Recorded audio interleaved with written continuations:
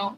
Ako bilang anak, gusto ko, alam mo yun, kailangan magtagumpay ako para sa magiging family ko habang buhay pa ang magulang ko, habang malakas pa sila, di ba? Bilang anak, gusto natin yon bilang panganay, actually.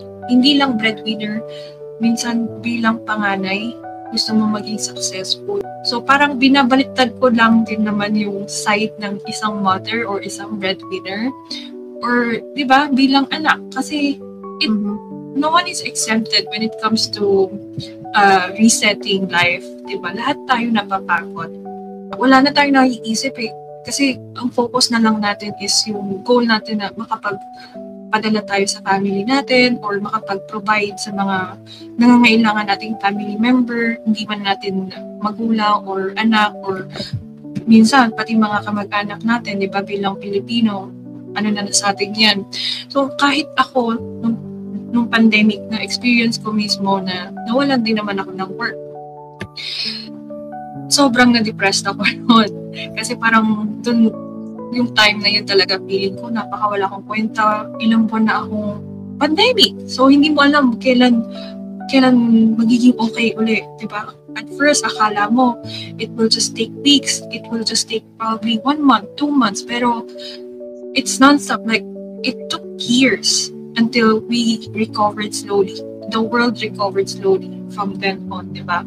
So, ako bilang anak, syempre na-realize ko, kailangan talaga meron, kasi naubos din yung savings ko. Although, nag-start din naman ako ng investments and all. Pero kasi kung wala kang income, di ba, madali yung maubos.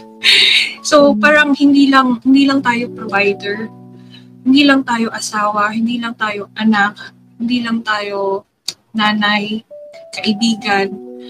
Diba? Buhay tayo eh. So, kailangan din natin magpahinga sa mga ganon.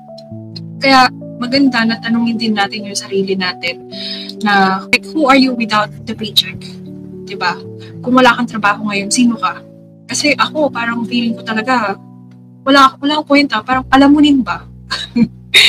Kasi, andito ako sa poder ng magulang ko. Okay, hindi ako breadwinner, pero nagiging pabigat ako. Kasi tuloy-tuloy yung gastos.